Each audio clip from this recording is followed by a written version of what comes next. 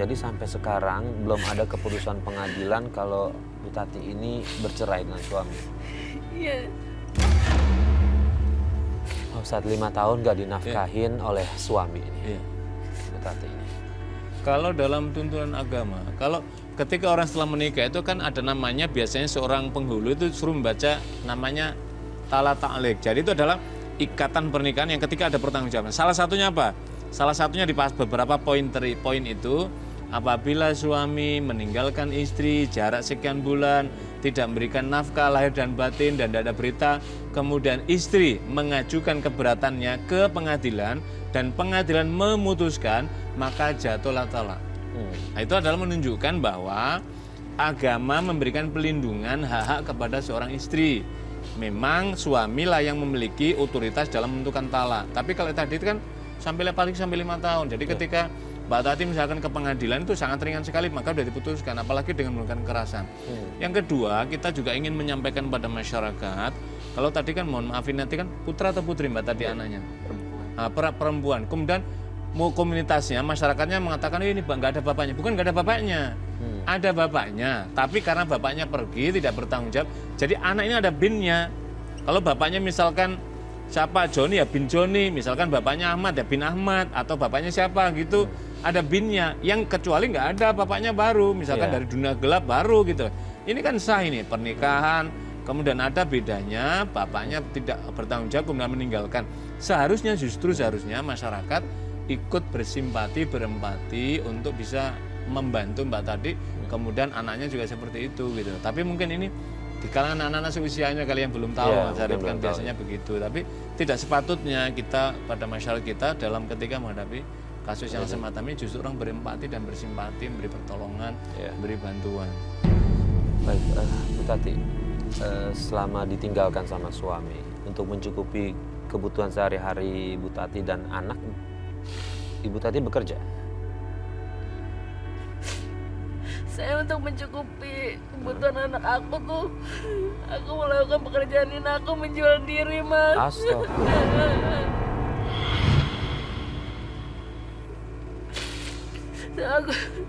Aku pergi ke orang pintar. Aku pasang susuk biar laki-laki tuh benar tertarik sama aku, biar aku dapat uang, biar anak aku tuh kecukupan, gak kekurangan. Bu Tati, pada saat melakukan itu, Bu Tati sebenarnya sadar nggak siapa yang Bu Tati itu lakukan salah? Iya salah, tapi aku harus gimana?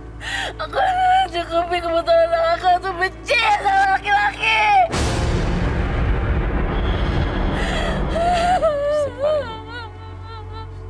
Pak Ustadz, ini dampak panjangnya adalah apa yang dilakukan dari orang-orang yang nggak bertanggung jawab sebelum-sebelumnya, membuat kehidupan Bu Tati ini makin hancur nih, makin jauh dari Allah nih. Gimana nih Pak Ustadz?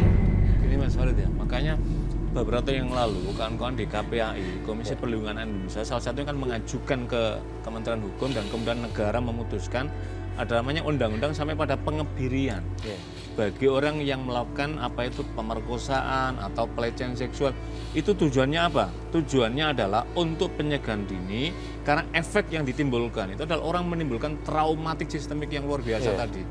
Mbak Tati itu adalah karena menyimpan trauma yang mendalam yang luar biasa tadi, sehingga kemudian apa ya, pikirannya pun tidak bisa lagi jernih, kemudian langkahnya juga menjadi yang tidak terarai, yang terjadi kita berdasarkan kasus tadi itu. Tapi begini Mbak Tati ya, ketika di tengah keterputusasaan dan trauma yang luar biasa, memang mestinya kita kembali kepada jalan Allah. Allah yang mengatur seluruh alam raya ini, Allah yang memberi rezeki, makanya mestinya kita menengadah kepada Allah dan kemudian kita ikuti jalannya Allah. Apa jalannya Allah? Ikhtiar, bekerja. Saya kira masih banyak, bukan saya kira, ini masih banyak jalan-jalan yang apalagi tadi misalkan Mbak tadi menempuh jalan yang sangat tidak baik tadi itu, yang sangat dicela. Caranya pun juga mendatangi orang pintar, kemudian pasang susuk, kemudian untuk menggait orang. Ini juga cara yang kedua juga tidak dibetulkan. Di dalam Al-Quran, di surat Isra itu kan menjelaskan begini. Wala taqrabuz zina innahu kana fahisyatan wa sa'a sabila. Janganlah engkau mendekati perbuatan zina, maka sesungguhnya perbuatan zina itu adalah seburuk-buruk jalan. Jadi mendekati saja tidak dibolehkan, apalagi orang melakukan. menjadikan ini pekerjaan kemudian mendatangkannya. Pasti yang dihasilkannya pun pasti tidak akan jauh dari keberkahan, justru akan menimbulkan petaka dalam kehidupan kita. Apalagi mohon maaf, ini untuk kebutuhan anak kita. Karena itulah ada pengalaman menarik di Surabaya, itu kan ada komplek, mohon maaf, komplek PSK itu. Ternyata kemudian ada seorang juru dai dan pelan-pelan kemudian akhirnya bisa dibebaskan, dan ternyata setelah bebas mereka ya berusaha jualan, berkarya apa, dan alhamdulillah gitu. Karena itu saya kira Mbak Tati, dan ketika kita melampaskan itu pun justru tidak mendapatkan ketenangan gitu loh. Maka cobalah kita kembali. Kita banyak mengingat, mohon maaf Mbak Tati masih suka sholat, beribadah. Nah, coba sekarang kembali Mbak Tati, kembali kepada. Jadi orang itu kalau mau sholat, maka insya Allah hati kita terpaut kepada Tuhan. Tuhan akan membimbing kita. Kita bermunajat, kita berdoa, dan kemudian kita bergaul bersilaturahim dengan banyak orang. Maka mungkin dari sanalah pintu-pintu Allah akan buka amal rezeki. Yakinlah, apalagi Mbak tadi punya anak, rezeki anak itu ada jatahnya di depan Allah. Rezeki kita juga ada. Tinggal kita menjemput dan cara menjemputnya.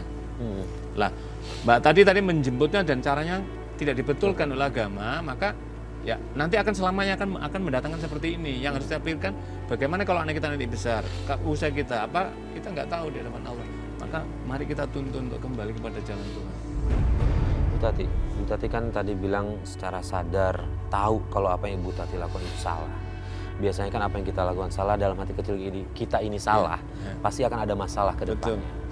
Saya mau tanya, selama Ibu Tati melakukan itu, ada bertemu masalah-masalah selanjutnya enggak? Iya, sebenarnya saya tuh nggak tenang, nggak mau sama sekali ngelakuin pekerjaan ini. Banyak banget masalah. Boleh tahu, boleh diceritakan masalahnya apa aja?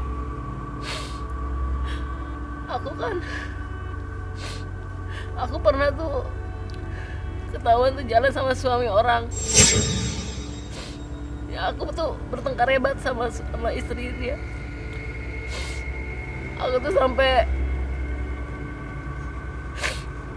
dimaki-maki. Aku tahu aku salah ya. Tapi aku harus gimana? Mas, mana uang yang mau kasih ke aku? Uang lagi? Kemarin kan udah. Kurang lah, Mas. Kurang? Ya udah, kamu mau minta berapa sekarang? 20 juta deh. 20 juta? Iya. Banyak banget. Untuk apa uang sebanyak itu? Iya, Mas, aku tuh pengen beli tas baru. Tas baru ya? Kalau kamu minta sulit bagi saya untuk nolak.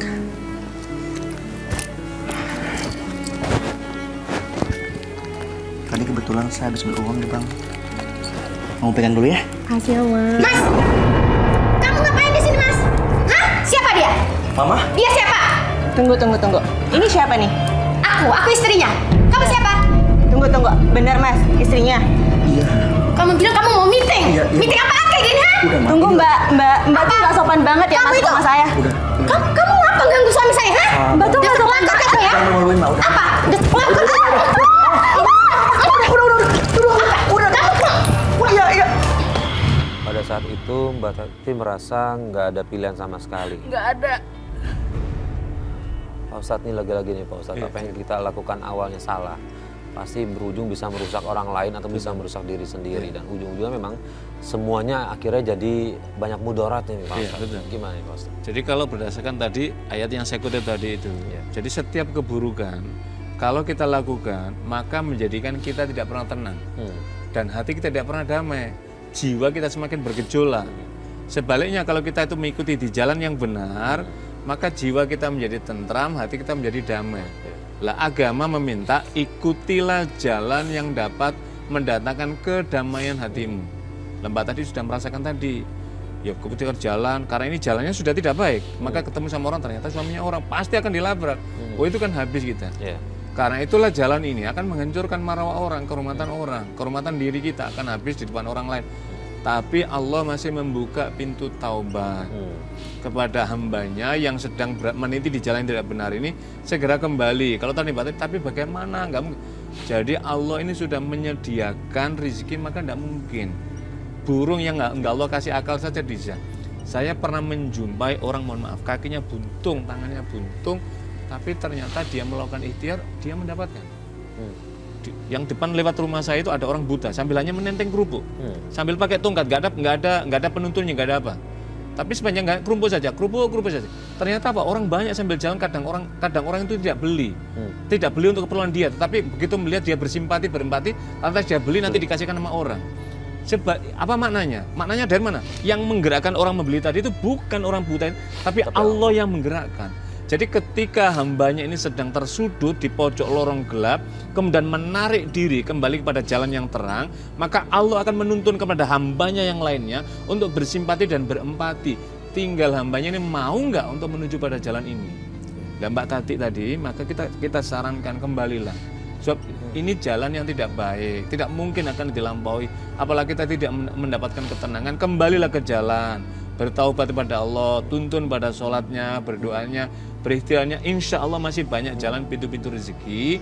Jadi jangan menutup pintu jalan yang banyak tadi hanya berkutat di satu jalan lorong yang gelap ini gitu. Ibu Tati, satu hal sih yang dari tadi saya ingin tanya, ketika Ibu Tati ditinggalkan sama suaminya, terlintas nggak sih dalam pikiran Ibu Tati untuk mencoba menghubungi keluarga? Iya.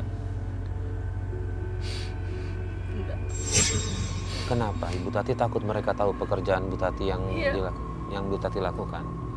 Aku nggak mau keluarga aku tuh tahu kalau aku ngelakuin pekerjaan ini. Iya. Terus kemudian Ibu Tati gimana menyimpan rahasia itu dari keluarga sama anak? Karena umur berapa tahun? Aku bingung, Mas. Aku bingung. Habis mau gimana?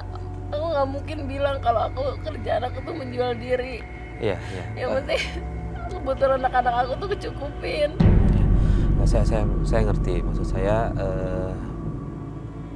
kenapa saya menyayangkan gitu Ibu sebelum melakukan itu, kenapa tidak ke keluarga terlebih dahulu. Tapi ini memang sudah terjadi. Sudah, kita nggak nyalain Ibu Tati, kita berharap Ibu Tati tahu. Untuk tahu itu salah aja menurut saya udah bagus. Iya, bagus ya. Ya Pak Ustadz, ya mudah-mudahan sih Ibu Tati mau bertobat nih. Nah Pak Ustadz, untuk yang seperti Ibu Tati ini sebenarnya ada nggak sih peluang dia untuk berhenti melakukan pekerjaan seperti itu, karena kan tidak dari hati ini. Ya. Jadi apapun kasus yang menimpa dan terjadi dan dilakukan oleh seorang hamba Allah, pasti Allah meninggalkan jalan.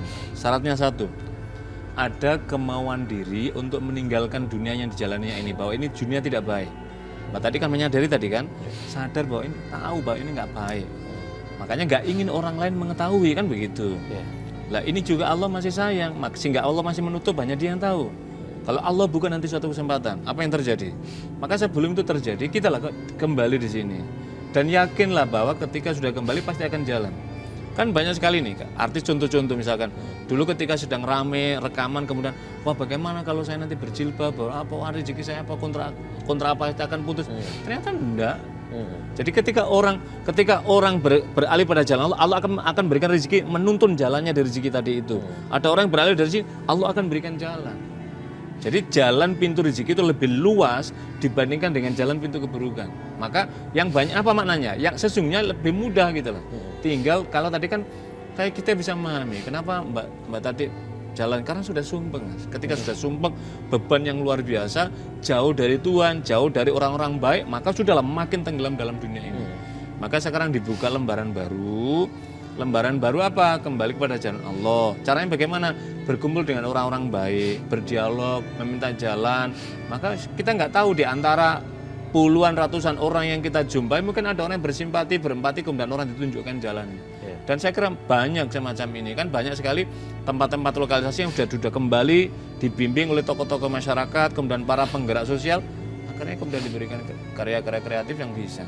Iya. Baik, Bu Tati, saya mau tanya terakhir, masih melakukan praktek itu? Aku mau berhenti. Mau berhenti? Mau berhenti.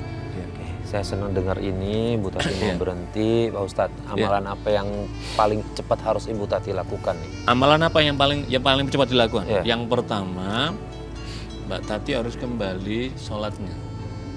Sholat taubat. Sholat taubat kepada Allah 2 rakaat. Waktunya kapan saya bisa lakukan? Jadi berdoa kepada Allah, taubat kepada Allah, kesulitan apa sekarang misalkan rezeki, memohon ya Allah ini dunia hitam yang aku tempuh, hambamu sedang gelap, bimbing ya Allah, maka kemudian kembali. Yang kedua, kalau belum bisa membaca Quran, latihan Pak, baca. Sekarang itu banyak sekali, datang aja ke tempat masjid, Pak saya kurang lancar membaca, kalau nggak mau di kompleknya pergi ke tempat, pasti. Di tempat kami, kantor kami juga ada masjid, itu melayani bimbingan dari aneka macam kalangan, itu kita dengan senang hati memberikan bimbingan orang untuk kembali. Yang ketiga, memohonlah kepada Allah tentang rezeki. Yakinkan bahwa Allah memberikan rezeki.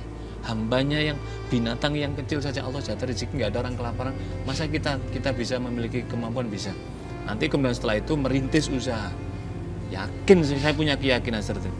Jadi amalan-amalan setelah itu kemudian doa-doa dibaca berulang-ulang, nanti insya Allah Allah akan berikan hidayah. Jadi yang berikutnya adalah memperbanyak baca istighfar.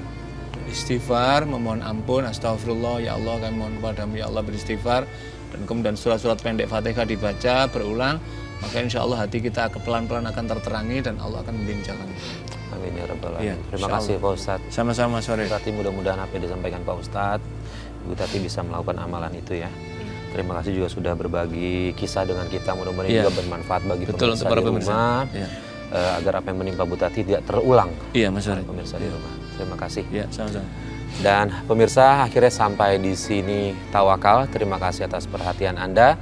Wabillahi taufik wal hidayah. Wassalamualaikum warahmatullahi wabarakatuh. Waalaikumsalam. Bismillah.